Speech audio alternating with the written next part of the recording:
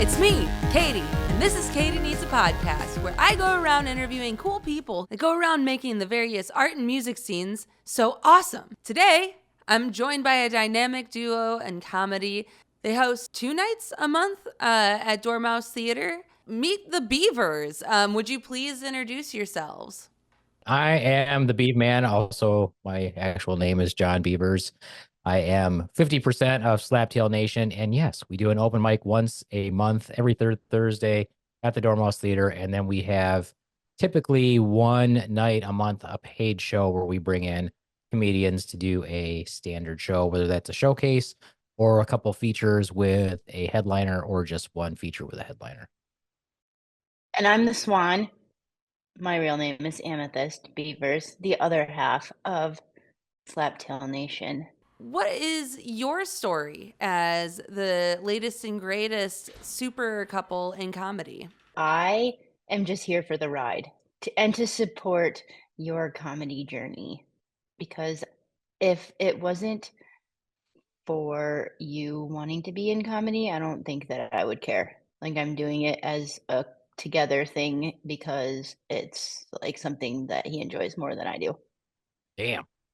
What? I'm not, that's honest. Like, comedy It's fun. sucks.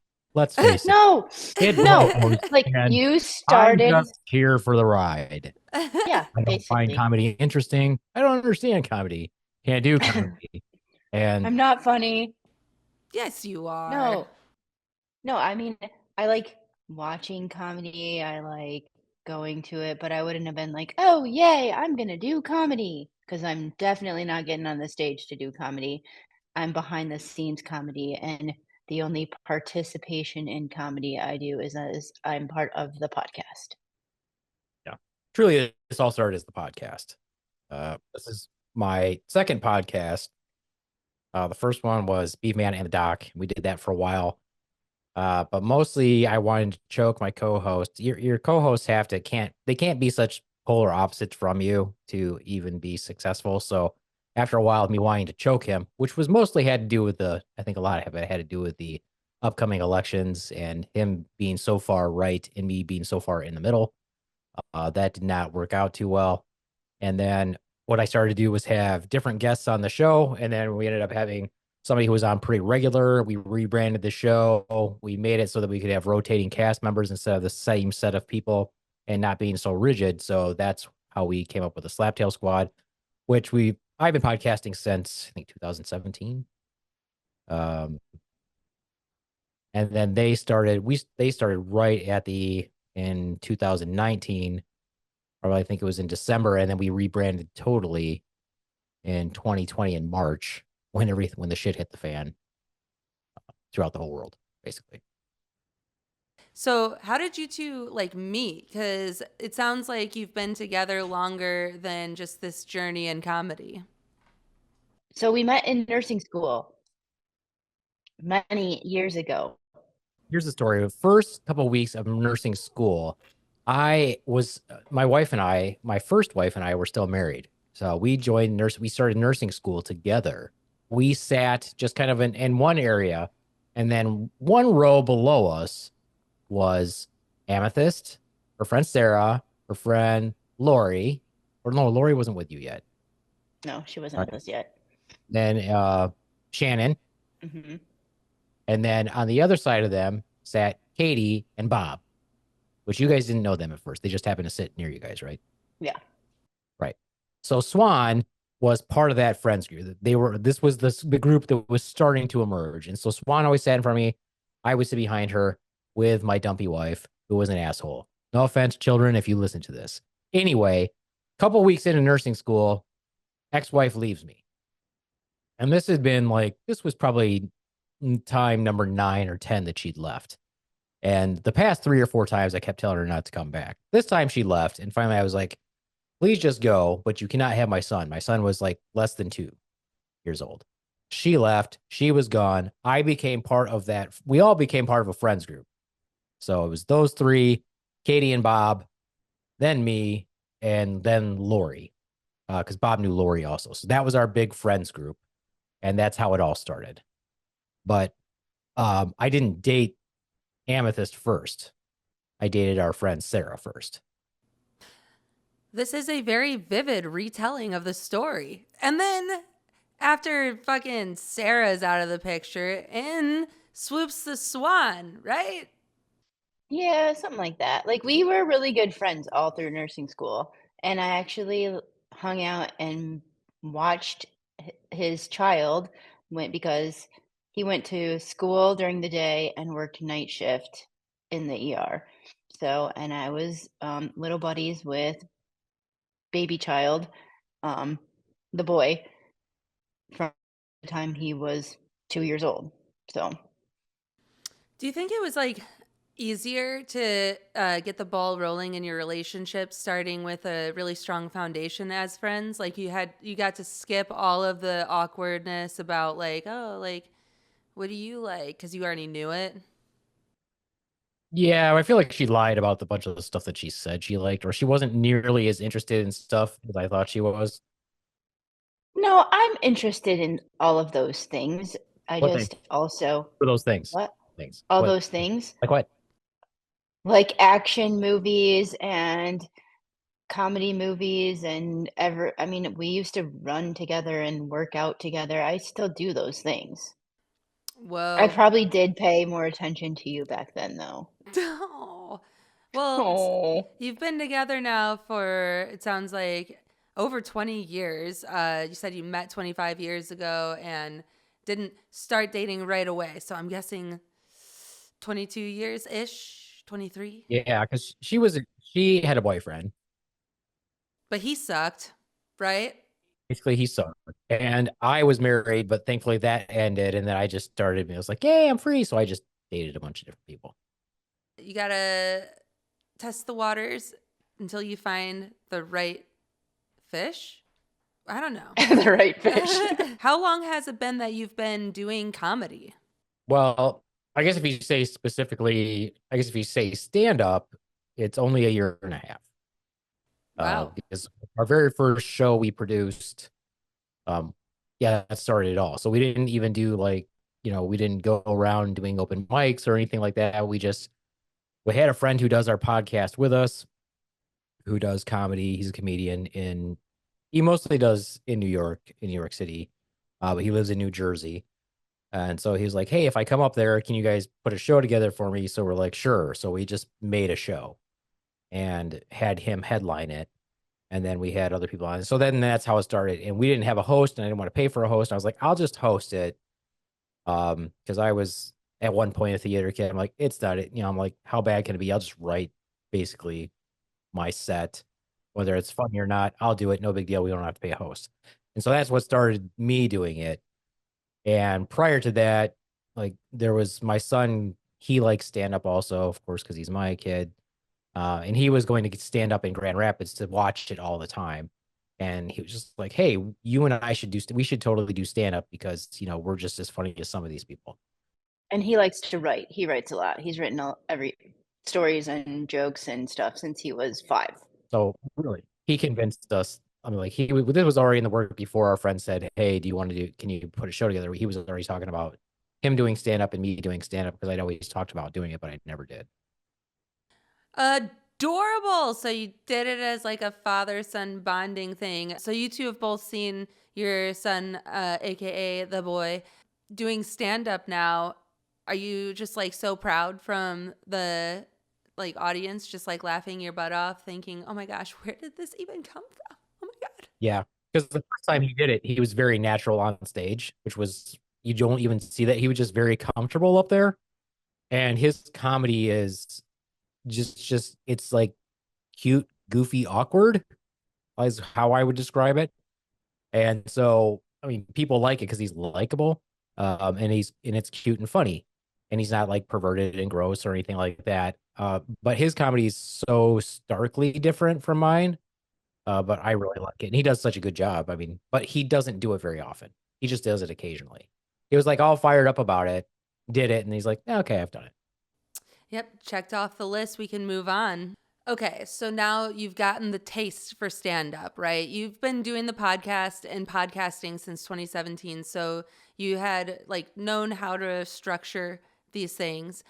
and you've now traveled a bunch of places. Like even recently you went to Chicago, saw Maria Bamford, and then found yourself doing an open mic. So the question is, and this is honestly for both of you, because from the patron perspective, it's just as important to know, what is your favorite room to perform in? And for the Swan, what is your favorite room to sit and enjoy comedy in?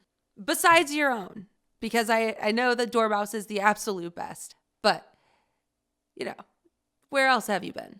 Okay, so we saw Maria Bamford at the Den Theater in Chicago. That was our first time going there. That was a great theater, cool, small room. I prefer the smaller type venues like that, where it's like 100 to 200-ish max people, because it's more intimate and you actually get to sit and not watch whoever you're going to see on a TV. You're right there feeling part of the audience. So I like those small little venues like that. Like Dr. Grin's is great because of the same type of thing. It's a smaller little venue. We saw Brad Williams at 20 Monroe in Grand Rapids. Again, small venue, or smaller venue, but like more intimate. You feel like you're part of the act instead of, again, watching it on the Jumbotron. So Yeah. Well, even like where did we see Fortune? That was not a bad venue. That's not a bad venue either. It's not that big. was that DeVos, maybe? Yeah. That's where it was. Yeah, which is bigger, but it's again not. We had good, orchestra. I don't know what 10th row-ish or so seating, maybe even closer. I don't want to be up in the rafters watching comedy. That's fine for like a concert or something, but I like the experience of being close for comedy. Yeah, so no interest in that big. I think it was in Nashville where Nate Bargatze played to like 80,000 people or something. I would rather watch it on TV if we're going to do that. Yeah, I want to be able to see his face and hear and stuff. Okay. Beaveman, what's been your favorite spot, or you can say a couple, to perform in? Well, I don't know that I perform much. Paid show, I've never really performed on anything other than my own shows that I've produced. I think I've done like You've done 2 or 3. I've done like 2. Like most people don't book. I don't usually get booked to do comedy. I think most people think of me more along the lines as someone who's putting on the shows. So I don't really do shows. The only time I've ever been anywhere that I performed just as like open mics that I thought was like, oh, it would be so cool to actually do a show here, was like Swan said, the Den Theater. I think that would be like absolutely a cool place to be actually on the stage. That place was very cool. My most favorite place to do comedy open mic is probably River City in Grand Rapids, River City Saloon, because it's so much fun. It's not a theater.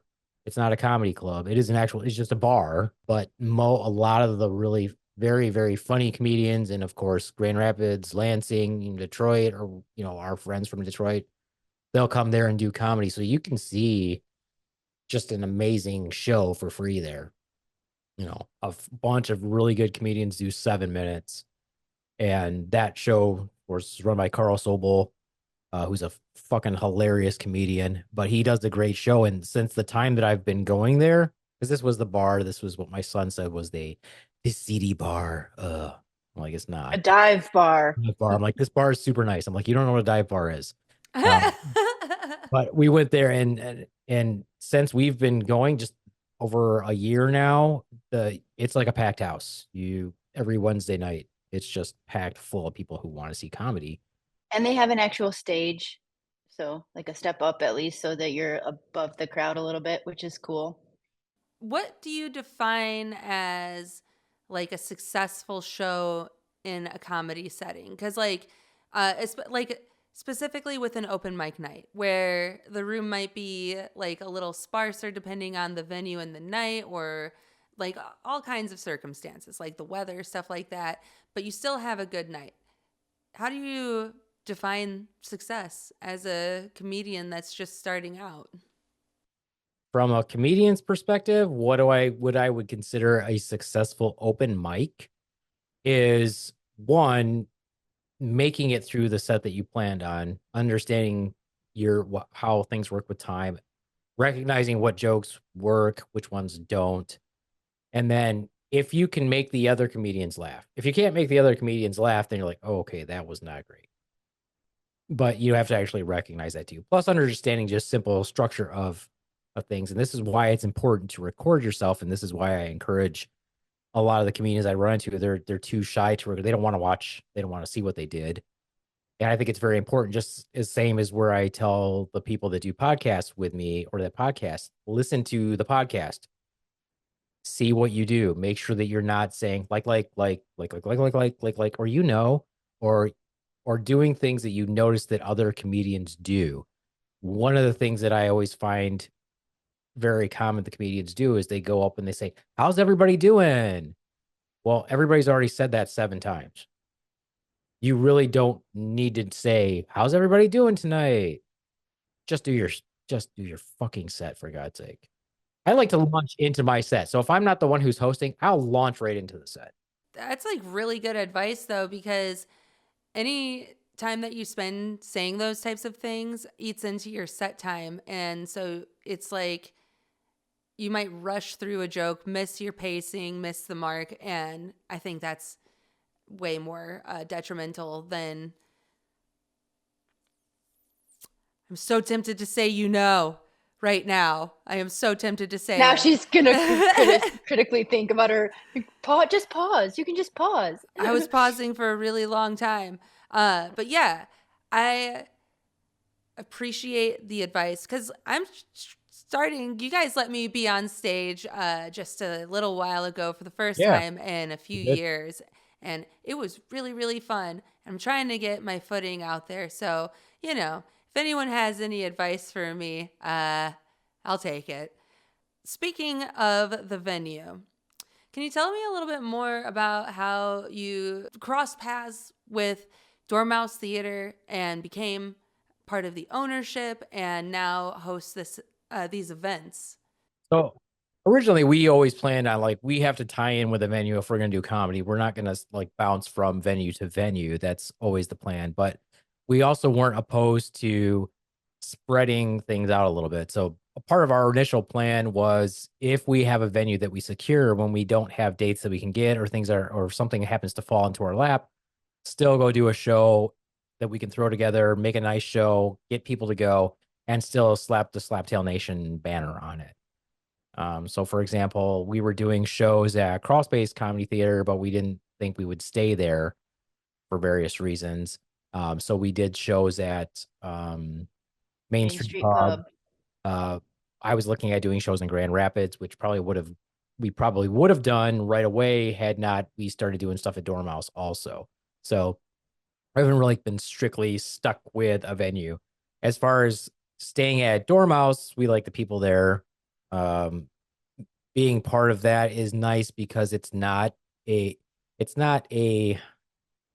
theater, but they do so many things there. So I don't even know I don't think even theater covers what it is that they do, because there's plays and there's musical acts and there's, rock bands and there's poetry and there's dancing and there's ballet and there's anything that you can do if it's looks like it's cool and it's going to be a good time and they want to book it, they book it there. And then you've got entertainment going on all the time. So comedy is they have improv, they have movies. So all these different things, which is nice, and it's nice and well-rounded, as opposed to being just kind of stuck in one spot. And it's nope, this is all we're going to do. That's why it's a good spot. It's an experience, I guess you would say. Yeah. And on my Facebook today, just going through and reading all of the reviews that people have been writing about the event from this last weekend, which was the live score of Wizard of Oz and the Cloak of Oz, scored by Wowza. People are saying that if you haven't been to Dormouse, you need to go. It's the coolest place in town. So I am stoked that you guys are connected with them, because that means that it just brings one more art form into the space. I say a lot. Now I am hyper analyzing how I speak. And I'm critical of other people when they do it, because I've edited a couple of these podcasts and people say a lot. I say a lot, but people say a lot. and I'm just like editing away, whatever. I'm sorry for venting. I didn't mean No, to you're drag you talking to the into right this. person. I'm not saying that I'm very hard on the squad, but the ones who've been with us for a while, I will tell them what they're doing wrong Yeah, because I you want it learn. gone. I want it gone. And then I tell them, listen, really listen, and you'll see that you do these things and you'll use unnecessary words all the time. Now, it's not necessarily fair that I say that to them, but if you listen to other professional podcasts, you will hear them make those same mistakes that they've never corrected, but yet they were one of the top podcasts and they do it constantly. And I've always made sure that we don't do that. Yeah, and what you hear in our podcast is after he edits it and takes out a lot of those filler words or the dead space or everything. So in like the post production, what you're listening to sounds awesome.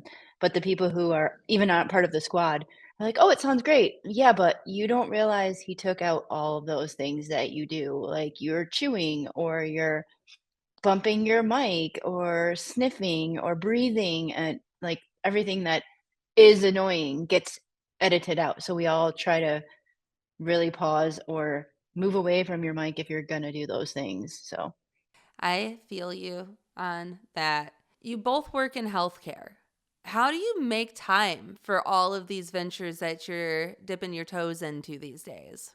And not to mention that you're parents too. So it's like, how do you make the time?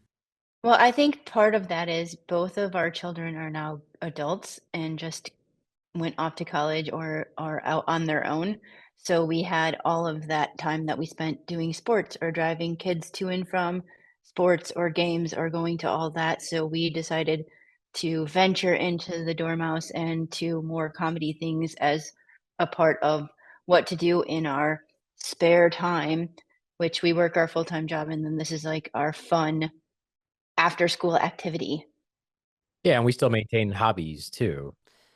Yeah. I mean, do you have a really strict calendar that you use now? Like, are you people who operate off of lists? Like, how do you keep track of all of it when now you've got all of this time, you've got lots of hobbies, but you're also really spreading your wings? Well, we mostly have stuff set. So we try to get dates out in advance. Like we know for sure that we're going to have an open mic every third Thursday. So that's easy to plan for. And we just let people know, hey, we're booking out the next 3-4 months. We'll put you down. Don't forget. And then that's on them. As for the shows, we try to get the dates, which we have to do. Have to get the dates, 3-4 months in advance also, because if we want comedians that nobody else has seen around here, and that's key, we do that. We don't keep bringing the same comedians here that fuck it, that the others do. They keep bringing these same motherfuckers here and saturating the area with the same comedy skit or set that was already done. We don't fucking do that. So we try to always get the dates so that we have 3 months in advance that we can get our comedians that we want and lock them down, nail them down. Because if you don't, and they actually are journeyman comedian or journey people comedians that are basically making their living, yeah, they're not like huge, but they're making their livings doing comedy. So they've got solid sets, solid times. Then we're locking that in 3 months out, or we're gonna miss them, and we're gonna have to find somebody else. So when you're trying to find the next big talent to bring to Dormouse for a show, how are you finding them? We do a lot of scouting.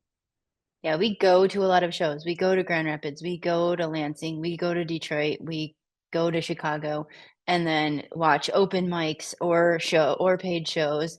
And then we also talk to comedians and get stuff word of mouth as well. I love that you guys go to shows. I need to go to more shows. I think that's the best way to do it. But are there any other ways that you look to see who's trending right now? Well, part of it as well is the network that we've built with the comedians here. So I don't per se look on, social media to find anybody. What I do is go to as many shows as I can locally. And if I find someone who's I think is funny, I'll say, hey, where are you going to be? Where you'll do an actual like set. If it was just 7 minutes or 5 minutes that I saw them. And we'll travel to see them. And when we travel to see them, where it's always going to be like 4 other comedians. Same thing. If we find somebody that's funny there, we'll go talk to them and say, hey, where are you going to be? That's how we find people. Now, when we go do this, we also give out our information. So everybody gets our business card, people get stickers, all those things. And we say to them, if you know anybody else that you think would like to do a show or that you think is funny, tell us about it. So we have every comedian that has ever done a show for us usually tells 5 or 6 people how much fun they had and say, hey, message the Beaveman, because they do a great show. They take good care of their comedians. They have fun doing it. We like doing it with them, and that's how things spread. And now we have our friends that are a big network all over. They'll message me and be like, hey, this person's really funny. You should go see this person. And that happens all the time. I have one who does it for me constantly. And I always thank him. I'm like, dude, you always have good picks. Or if we try to get someone, I'll give you an example. We had Calvin Brown on our show. I called him last year to do a veteran show and he wasn't available, but he said, hey, here's 2 guys that I think are fucking funny. Message them. And that's how you're a good comedian helping the network, helping everybody out. He was helping his buddies out and said, hey, these people are funny. And he's not like friends with them. Those 2 that he pointed my direction, legitimately hilarious. And he's not like they don't see each other all the time. He's just seen them and he's like, these people are funny. And so that's how we grow our network. And then as many people we've had on our shows, they just tell people. And then we get stuff. I'm like the guy who's in January. Everybody in January for our show is not even from Michigan. They're not Michigan comedians, but they reached out to us. We saw their stuff. I'm like, okay, yeah, they're funny. Let's make a show around this headliner or around these people that I want to see in a show. Everything that we do is pretty selfish. I see people that I think are hilarious. It really is. The shows are for me.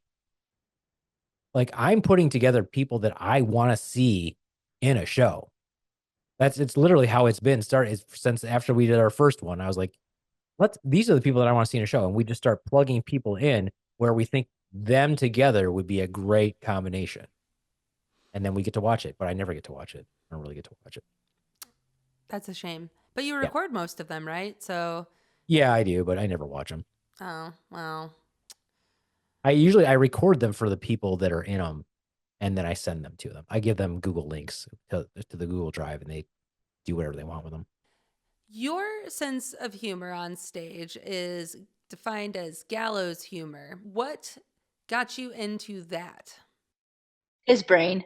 It's dark. It's dark. Yeah, and also, if you wouldn't mind providing the audience with, a definition of what gallows humor is, that would be great. I think you're very, very funny, and I think you do it really well, but I can't off the top of my head think of another comedian who has gallows humor, so. Oh, Anthony Jeselnik.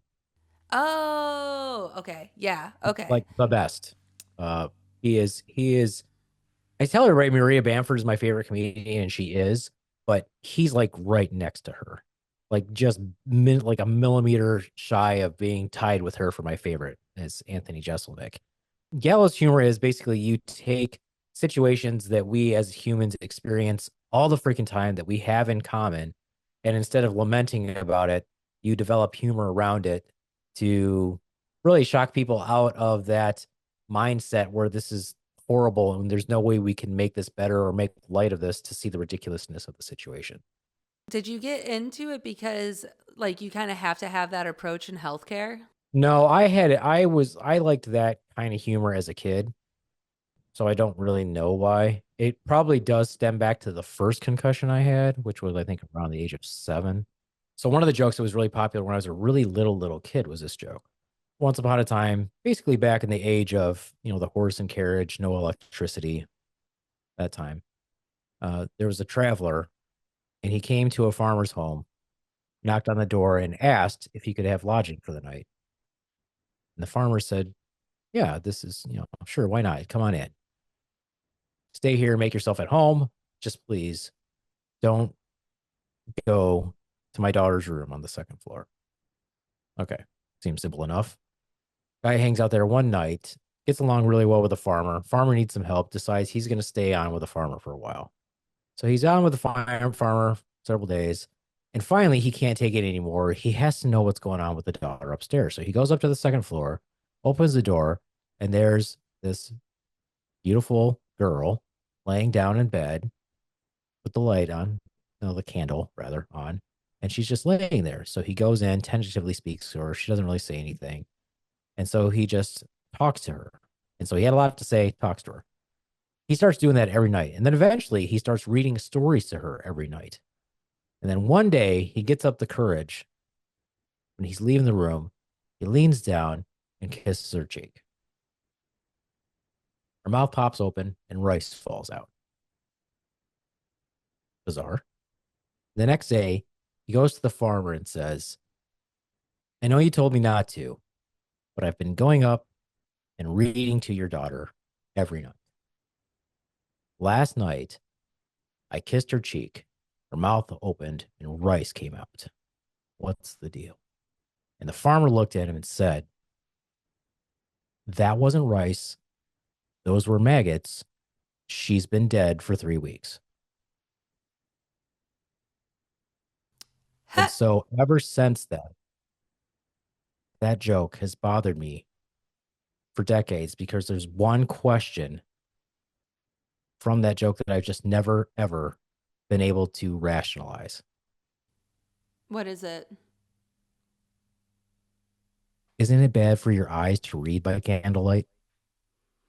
Oh, I mean, I do have questions. Like, was there not a smell? I feel like this is one that I'll now be thinking of for the rest of my life. So thank you for the cursed joke. Yeah, but that is the point of the joke is probably you would have been thinking to yourself, your first question was like, what the fuck? She's dead? What's wrong with her? How'd she die? And wouldn't there be a smell with you? Exactly. Those rational questions, right? My question was, isn't it bad for your eyes to read by candlelight? So you mentioned having a concussion. Now we've talked about a dead body. We're all true crime obsessed. How did you all find yourselves in the bucket of true crime aficionados that we all are now? Well, true crime is fascinating to me because so when I was a kid, I was scared of all of those like there was like unsolved mysteries and all of that stuff was on TV and I didn't like having the unsolved. I like to watch true crime if it's solved. So if there's an end to it, like so I want to know who did it. So and as I've gotten older, it's okay if it's not solved, but when I was a kid, I hated that. So I ignored it and I like would turn off those shows because I didn't want to hear about aliens or unsolved murder mysteries, especially I grew up in Detroit. So there was murder and I'm going to put that out there. I grew up in Detroit in the bad neighborhood and we watched a guy get shot at the end of our block. And so like that was solved obviously, but it's was scary and realistic, and now it's cool and your brain wants to see what happened, and that's why I like it.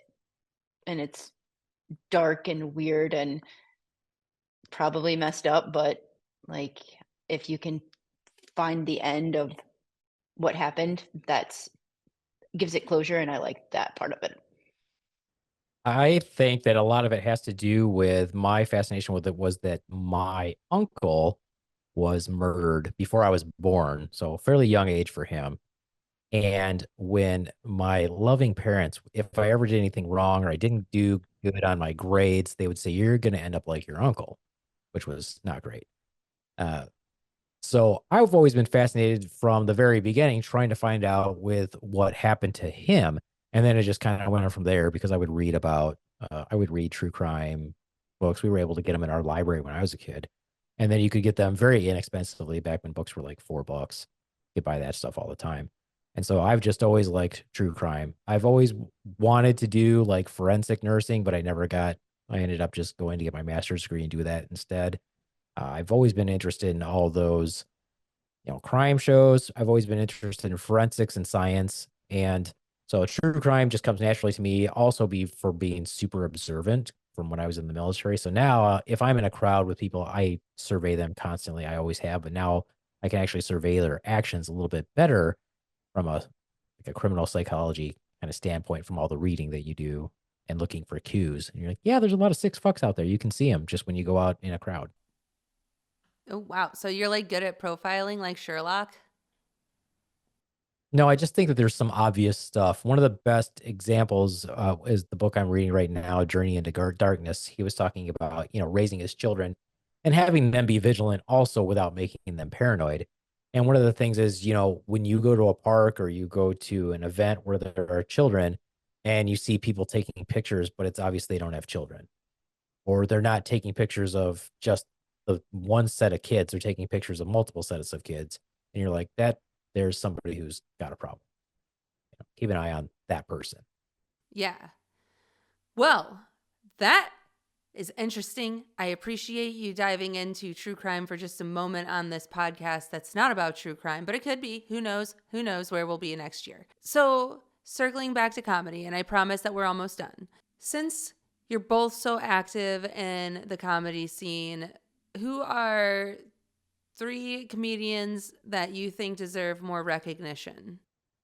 All right. So there is a comedian that works very, very hard and has opened for good comedian. And if I was going to pick somebody that I think will probably has a good chance of popping, Funny Girl Brie is Brianna Blackburn.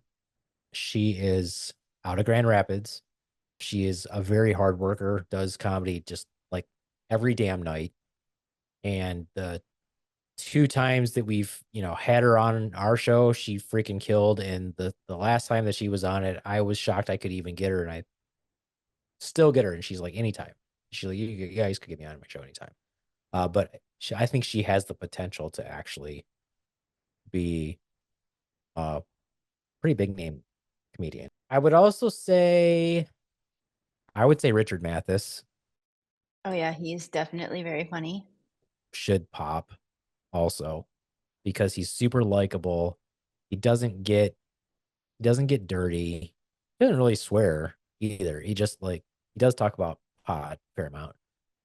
But just he's very likable on stage, and he doesn't have to talk about his dick, which I think a lot of comedians do that, and it annoys the fuck out of me. That's another thing that annoys me. Third, I'd probably say Jay Hunter.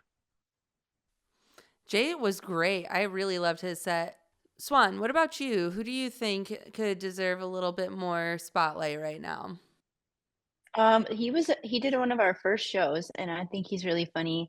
And it's Pat Sievert Oh yeah. out of the Lansing area, and he's just a likable, very funny. Uh, I don't know. I don't know how to describe him, but his jokes are very funny, well thought, and his voice doesn't match his appearance, which I think it makes him even more funny. So, I don't know, I think I always thought he was funny, and he's just a nice guy who deserves to make it big because he tries really hard and puts thought into his jokes, and they really are funny. I think Nicole Melnyk is pretty darn funny, and she's likable, and she's this little tiny person who has big energy. She's got Rottweiler energy in a Chihuahua body, and she's just great. She's from Lansing, also now in Detroit. And I'm gonna go with Carl Sobel because I do think he's, again, a nice, likable person who has well thought out jokes. He hosts a show, he's humble, he's willing to help everybody out, but he's also super funny, and his stuff is not dick jokes. I mean, there might be a few in there, but most of his stuff is nerdy and stories, like childhood stories or, stories of daily life situations made funny, or maybe they're actually really funny and that's just his life and it's funny. Perfect. Well, I'm going to find them all on social media and I'm going to link them below. So be sure to check out their TikToks and Instagrams so that you too can understand why these comics are so awesome. We have such an eclectic comedy scene with so many different types of comedy, and I am so grateful that you two made some time to talk with me today because you're making waves across the comedy scene right now. If you were to part with any last minute advice, something kind of brief that says everything you need to say to the world as advice, what would you two want to tell them? Oh, mine's gonna be cheap. Mine's gonna be like and follow and share the Slaptail Squad or Slaptail Nation on social media, on TikTok, on Instagram. If you want to reach out to us, our email is slaptailsquad@gmail.com, and just share us with your friends. That is solid advice. All right, here's my advice to all comedians. Not that I'm a comedy expert, but this is what I keep in mind. And I think this will help you too. And this is from me watching several comedians. If you write a joke and it came to you very easy, say it over and over again to yourself and wonder why it came to you easily. And I'll tell you why. You've heard a joke very similar before. Your joke that you're about to write is hack. And I'll be able to tell it's hack the minute I hear it. So if a joke came to you super easy, look at the structure. Think if you've ever heard it before. And think if when you heard it, was it not only from a comedian, but maybe it was just in casual conversation because this is how people talk and you're just going to say, you're just regurgitating bullshit. That's my advice. That's mean advice, but yet true. Well, I did ask, and you heard it first here. Don't be a hack. All right. Yeah. Oh, I have one more thing. If No, you do want to it. try, wait, this is a good one. If you want to try comedy, we have that open mic every third Thursday at the Dormouse Theatre in Kalamazoo, and it's a fun, safe place to try it out. Katie knows. She was there. I felt like I was having fun and I felt safe, you know? So I'm going to give you all some of my little parting advice. It's the same every week, okay? Be rad, stay chill, and always try to do the right thing. Thanks again, guys.